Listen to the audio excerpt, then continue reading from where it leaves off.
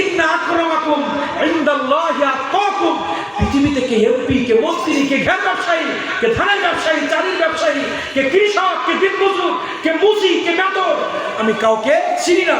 যার কলবে আমার আল্লাহ, আমি আল্লাহর ভয় থাকবে, সেই পৃথিবীতে সম্মানী হবে। সে যদি একজন রিক্সা চালাওয়ালা হয়, আল্লাহ তাআলা এখানে কাউকে ইন্ডিকেট করে বলে নাই আমি জাতকে বেশি সম্মান দেই।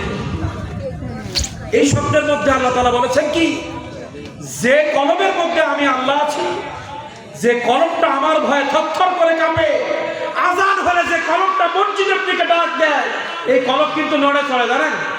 এই কলবের মধ্যে কোনো সময় সিনেমার কথা বলে, কোনো সময় ঘুষির কথা বলে, সুদের কথা বলে, নামাজের কথা বলে। তা আল্লাহ তাআলা বলছে ওই কলবে যখন সবসময় আমার জিকির হবে, ওই কলবটা, ওই কলব হচ্ছে এই অন্তরটাকে বলে কলব, আর কলেব বলে বডিটাকে। ভালো করে বুঝবেন, কলব হচ্ছে অন্তর আর কলেব বডি। এই কলবটা যে বডিটা নিয়ন্ত্রণ করে, এই বডিটার নাম আরবিতে কলেব। তা আল্লাহ তাআলা বলছে কলব ভালো হলে টোটাল বডি ভালো হয়ে যাবে, কলব খারাপ হলে টোটাল বডি পচে যাবে। কি হবে? পচে যাবে। আর টোটাল বডি ভালো রাখতে গেলে কলব ভালো করতে হবে। আর কলব ভালো প্রথম মেশিন আল্লাহ তাআলা দিলেন আত-তাওয়াক্কুল ইনদাল্লাহ।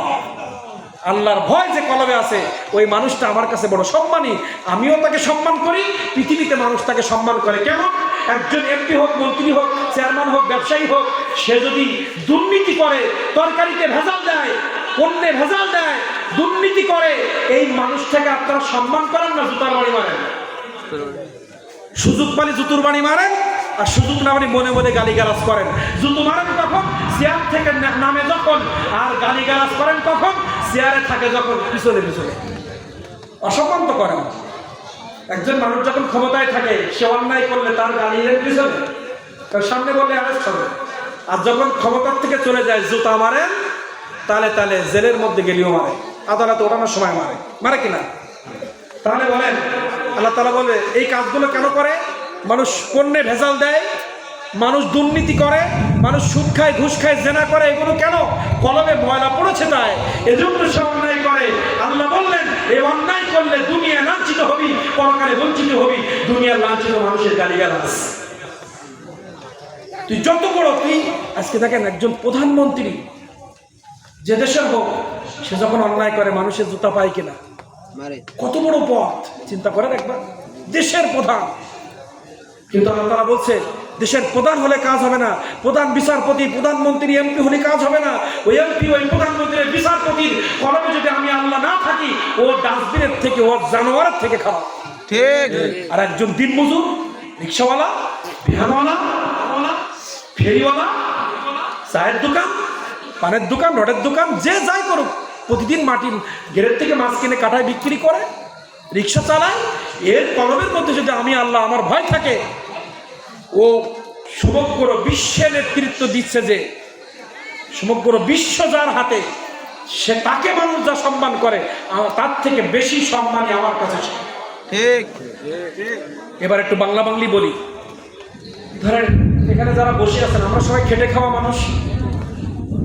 তাহলে আমাদের কলমে যদি আল্লাহর ভয় থাকে, দুনিয়ার মানুষ সম্মান না করলে আল্লাহ বলছে তুই দুনিয়ায় সম্মানী হবি, পরকালে আমাকে জান্নাত পাবি। এটা আল্লাহর ঘোষণা। এখন একটু মিলান তো, একজন এমপি বা প্রধানমন্ত্রী, ধরেন দেশের প্রধান, সে যদি অন্যায় করে, ক্ষমতার থেকে গেলে তাকে আমরা জুতা মারি কিনা?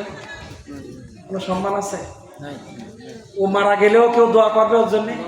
আর দোয়া করলে আল্লাহ নেবে?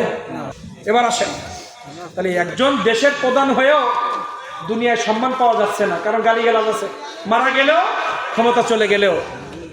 আর একজন রিক্সাওয়ালা, ভ্যানওয়ালা, মুয়াজ্জিন, ইমাম, অথবা সাধারণ একজন মানুষ, পাঁচ ওয়াক্ত নামাজ পড়তো, মিথ্যা বলতো না, মানুষের বিপদের মধ্যে পাশে চলে যেত, কিন্তু তার ঘর নাই, বাড়ি নেই, এই মানুষটা মারা গেলে সবাই তার জন্য চোখের পানি ফেলে কিনা?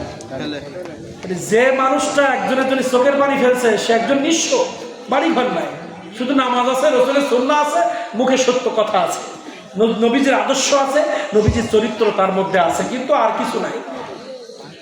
আল্লাহ রসুলের সাহাবী বলছে, রসুল আমার কাছে আপনার মহব্বত ছাড়া আর কিছু নেই, তুমি জান্নাতে যাওয়ার উপযুক্ত।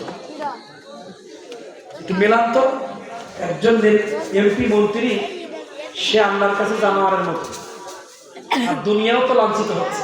আর একজন কৃষক, সে যখন সৎ পথে চলছে, দুনিয়াতে মারা গেলে মসজিদে মসজিদে তার চোখের পানি ফেলে দোয়া হচ্ছে, তাহলে দুনিয়ায় সম্মানী হয়ে মারা গেছে না? আর পরকালে জান্নাত পাবে। তাহলে লাভ কোনটা? টাকা না তাকওয়া? পদ না তাকওয়া? চেয়ার না তাকওয়া? চেয়ারের কোনো দাম নাই তাকওয়ার কাছে। তাকওয়া থাকলে আপনি যেখানে থাকবেন সেইখানে থেকেই সম্মানী হবেন।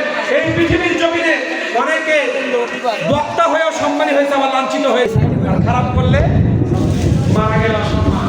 যাই হোক, আপনারা সবাই সবাই গানে রাসূল পড়ি, ইয়া রাসূলুল্লাহ। সবাই পড়েন, সবাই জোরে জোরে কাজ করেন, পড়েন ইয়া রাসূলুল্লাহ। আওয়াজ নেই কেন? সবাই ইয়া রাসূলুল্লাহ, ইয়া হাবিবাল্লাহ, ইয়া রাসূলুল্লাহ। তুমি জীবন, তুমি মরণ, আধার ঘরে তুমি আপন, তুমি মোদের পারের তরি, তুমি নিধানে তারারে ওয়ালা, ইয়া রাসূলুল্লাহ, ইয়া হাবিবাল্লাহ, ইয়া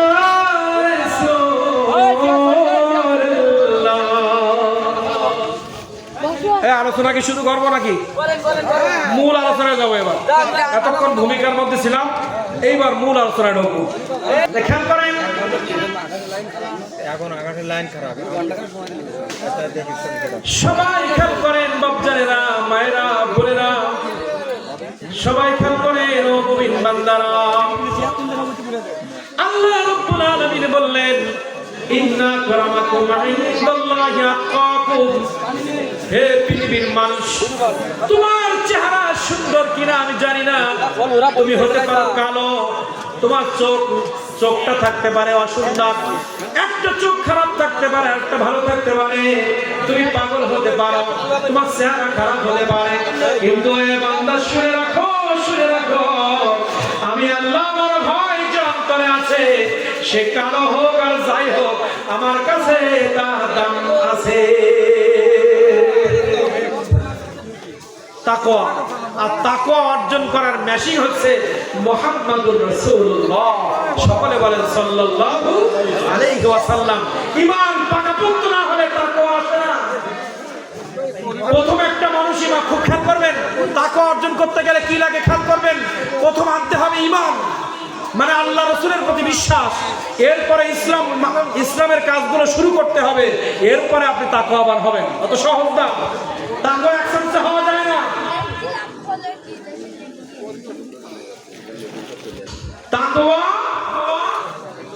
তাকওয়া অর্জন করতে গেলে প্রথম ঈমান পোক্ত করা লাগবে। কি লাগবে? আমার সাথে একটু কথা বলবেন বাবাজান। তাকওয়া, আল্লাহ বলছে তাকওয়াবান আমার কাছে প্রিয়। তাকওয়া না থাকলে তার কোনো দাম আমার কাছে নাই। সে যে শ্রেণীর মানুষ হোক, তাকওয়া থাকলে আমার কাছে সে প্রিয়। তাকওয়া মানে আল্লাহর ভয়। তাকওয়া আরবি, বাংলা অর্থ হচ্ছে আল্লাহর ভয়। তা আল্লাহ তাআলা বলছেন তাকওয়া অর্জন করার প্রথম ধাপ হচ্ছে ঈমানকে পাকাপোক্ত করা। ঠিক ঠিক। দ্বিতীয় নাম্বার ইসলাম গ্রহণ করা। ঈমান থাকলে কিন্তু মুসলমান হওয়া যায় না, জানেন তো? আবু জাহেল, উতবা, সাইবাকে আল্লাহকে মানতো, কিন্তু আমার রাসূলকে গ্রহণ না